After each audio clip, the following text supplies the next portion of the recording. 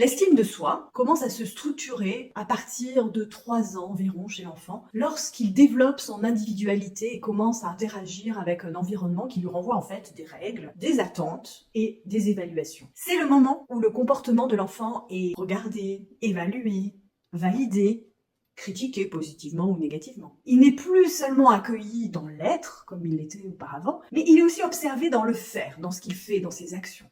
Et c'est là que la notion de valeur commence à émerger pour lui. Ce qui est central à cette étape, c'est la manière en fait dont l'enfant reçoit du soutien conditionnel de ses parents, de son environnement. Des retours ajustés, des limites posées avec clarté, une reconnaissance réaliste de ses efforts et de ses compétences. Le refus, la critique, les limites sont aussi nécessaires que le soutien et la fierté, à condition qu'ils soient transmis dans un cadre contenant, dans un cadre explicite et surtout bienveillant. Quand cette construction est saine, l'enfant développe peu à peu une estime de soi fluide et stable, capable de résister aux aléas de la vie, aux échecs parfois. Mais quand l'estime de soi n'est pas suffisamment métabolisée, cela peut donner naissance à des croyances dévalorisantes. Par exemple, je ne suis pas important, je n'ai aucune valeur, je dois faire toujours plus pour mériter ma place.